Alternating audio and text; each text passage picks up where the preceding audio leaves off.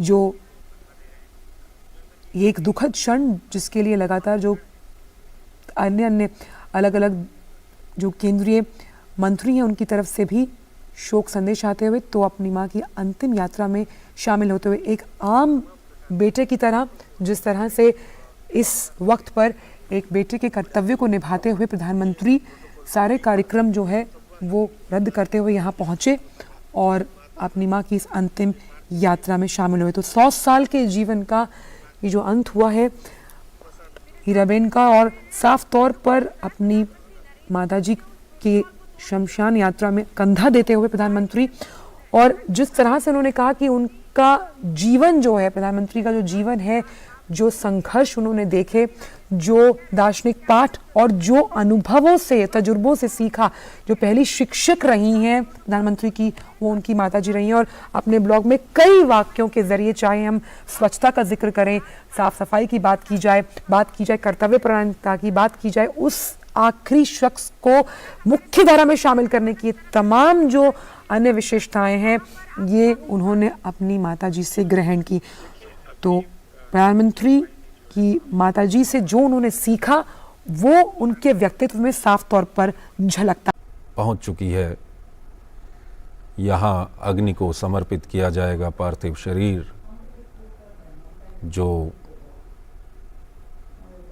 ये आप सीधे दृश्य इस वक्त देख रहे हैं, प्रधानमंत्री नरेंद्र मोदी की माताजी हीराबेन का पार्थिव शरीर अपने अंतिम पड़ाव पर इस वक्त पहुंच चुका है। और हिंदू सनातन रीति रिवाज के अनुसार जो भी कर्मकांड किए जाते हैं उनको यहाँ पर अंजाम दिया जा रहा है।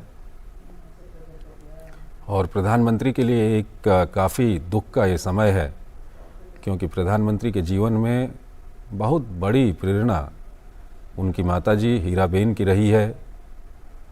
जब जब प्रधानमंत्री गुजरात जाते थे, प्रधानमंत्री बनने के बाद वो अपनी माताजी से मुलाकात करते थे और वो तस्वीरें, वो दृश्य पूरे देश दुनिया के सामने आती थीं।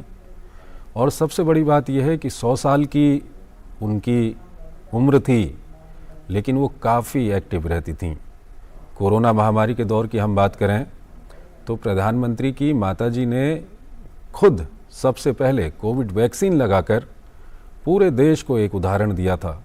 और उस उम्र में कोविड वैक्सीन लगाकर पूरे देश को एक ताकत मिली थी वैक्सीन के प्रति कि वैक्सीन लगाकर कोई नुकसान नहीं है। जब पूरी दुनिया में हम देख रहे थे तमाम देशों में वैक्सीन के प्रति कई नकारात्मक बातें सामने आ रही थीं और कई बड़े विकसित देशों में एक पूरा एक जनसंख्या का हिस्सा था जो वैक्सीन लगाने को तैयार नहीं था। ऐसे समय में प्रधानमंत्री की 100 साल की माताजी ने आगे बढ़कर खुद वैक्सीन लगवाई और पूरे देश को एक उदाहरण प्रस्तुत किया। और उसके बाद जब हम बात करते हैं हाल के विधानसभा चुनावों की, तो हाल ही में विधानसभा चुनाव संपन्न हुए हैं गुजरात में। आज के अनुसार जो अंतिम संस्कार किया जाता है वो कर्मकांड जो होते हैं वो वहाँ पर निभाए जा रहे हैं। प्रधानमंत्री नरेंद्र मोदी वहाँ पर मौजूद हैं, परिवार के अन्य सदस्य वहाँ पर मौजूद हैं, प्रधानमंत्री के भाई वहाँ पर मौजूद हैं। ये सीधे दृश्य इस वक्त हम गांधीनगर से आपको दिखा रहे हैं कि हिंदू रीति रिवाज के अनुसार जब अंतिम संस्कार किया जाता है तो अंतिम संस्कार करने से पहले शव को नहलाया जाता है, शव पे लेपन किया जाता है। और ये आप देख सकते हैं, ये हिंदू सनातन रीति रिवाज के अनुसार अंतिम संस्कार की जो परंपरा है वो प्रधानमंत्री नरेंद्र मोदी इस वक्त निभा रहे हैं। उनके परिवार के सदस्य, उनके भाई सब यहाँ पर मौजूद हैं। अनिल जी हमारे साथ बने हुए हैं, वरिष्ठ पत्रकार हैं। अनिल जी, 2014 में प्रधानमंत्री नरेंद्र मोदी जब दिल्ली आए, प्रधानमंत्री बने, तो किसी को ये आशा नहीं थी कि उसके ठीक बाद प्रधानमंत्री स्वच्छ भारत अभियान शुरू करेंगे। और शायद बहुत कम लोगों को इस तरह की आशा रही होगी कि इस तरह का कोई अभियान प्रधानमंत्री की ओर से शुरू किया जाएगा। और आज 2022 है, इन 8 सालों में आप देखिए तो भारत के अंदर स्वच्छता को लेकर के एक मानसिकता ही बदल चुकी है। और उसके बाद जब हम जाते हैं प्रधानमंत्री के बचपन में और सब कुछ हमको जो भी कंटेंट इससे रिलेटेड आज इस ब्लॉग के ज़रिए मिल रहा है, वो लिखते हैं कि किस तरह से उनकी माताजी को स्वच्छता पसंद थी, वो बिस्तर को सलीके से लगाती थीं।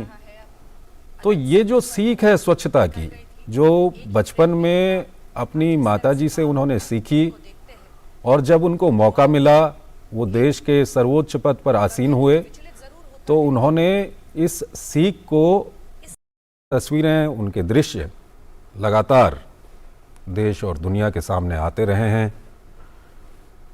कई तरह से वो दृश्य आए। 100 साल की उनकी ज़िंदगी, हाल ही में उन्होंने अपना 100वां जन्मदिन मनाया, लेकिन अपने अंतिम पल तक वो सक्रिय रहीं।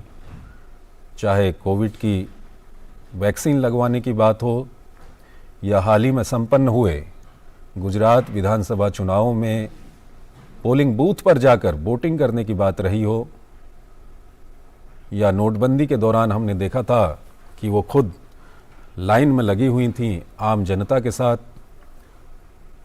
सक्रिय हीराबेन की जीवन यात्रा अब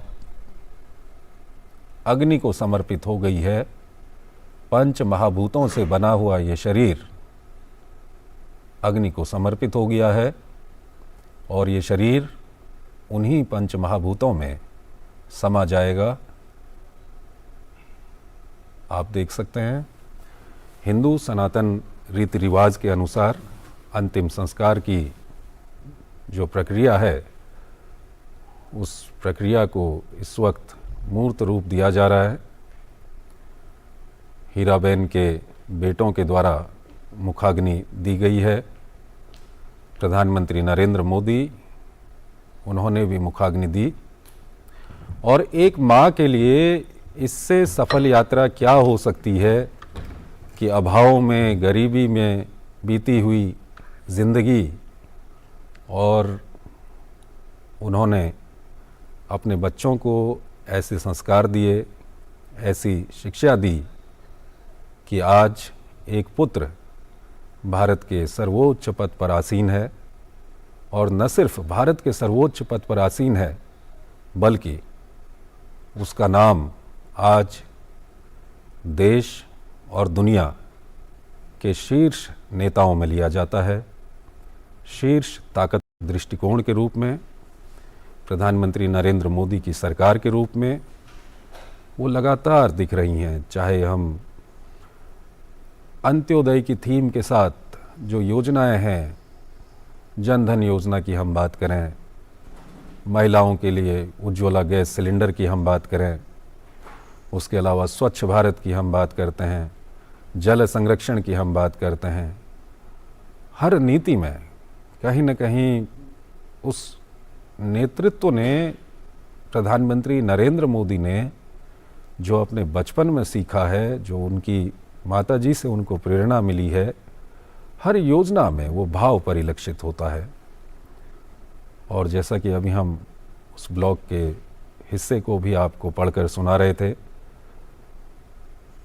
वो लिखते हैं कि आज अगर मैं अपनी माँ और अपने पिता के जीवन को देखूं, तो उनकी सबसे बड़ी विशेषताएं रही हैं ईमानदारी और स्वाभिमान।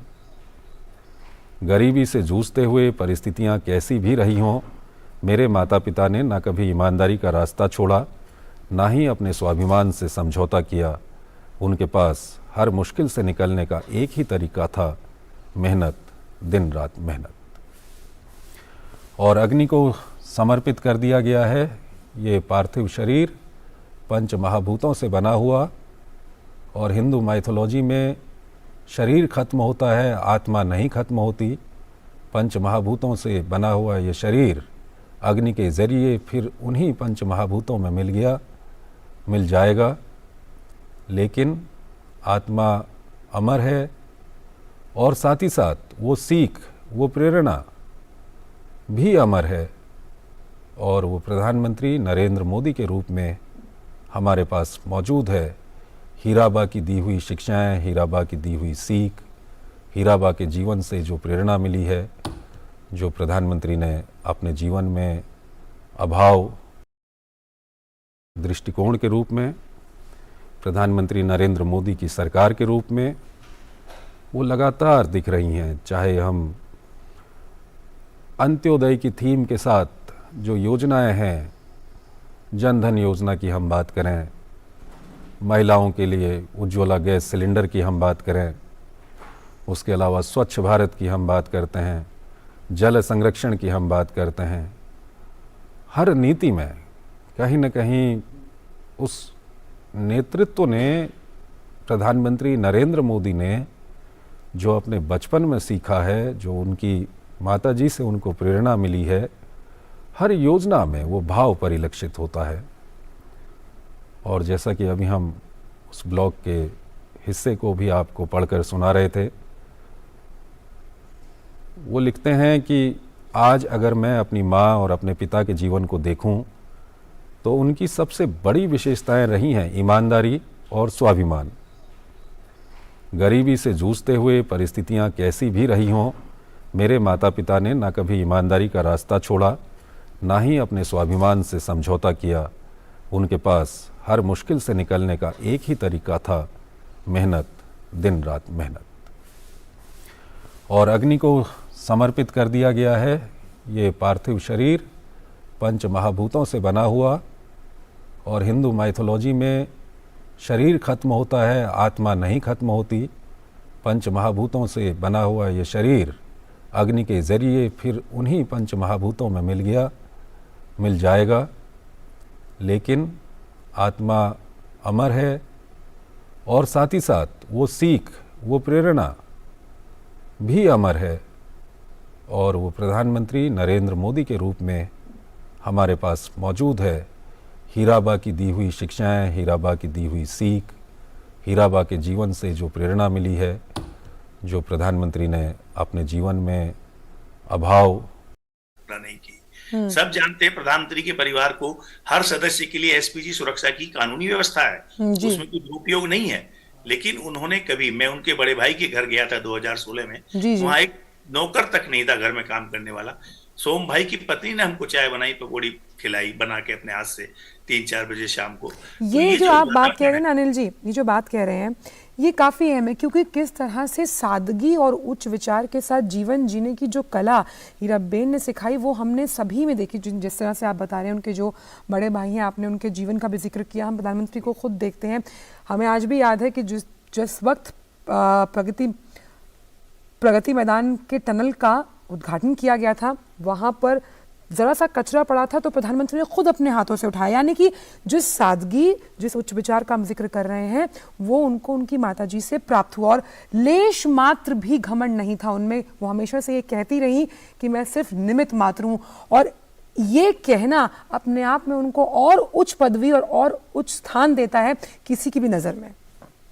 देखिए, उनके किसी परिवार के सदस्य ने, किसी माँ, भाई, बहन, किसी ने किसी सरकारी सुविधा के बारे में सोचा ही नहीं। जो अपना जिस तरह का जीवन जी रहे थे उसी तरह का जीते रहे। और खुद प्रधानमंत्री जी ने भी अपने लिए कि उनको कोई धन संग्रह करना है, कोई जमीन जायदाद इकट्ठी करनी है, कोई खान का पट्टा लेना है, कुछ और करना है, कोई फैक्ट्री में हिस्सेदारी करनी है, ये सब उनकी कल्पना से परे की चीजें थी। उन्होंने हमेशा माँ ने जो संस्कार दिया कि मानवता की सेवा करनी है, गरीबों की, दीन दुखियों की सेवा करनी है, बड़ा काम करना है। विवेकानंद उनके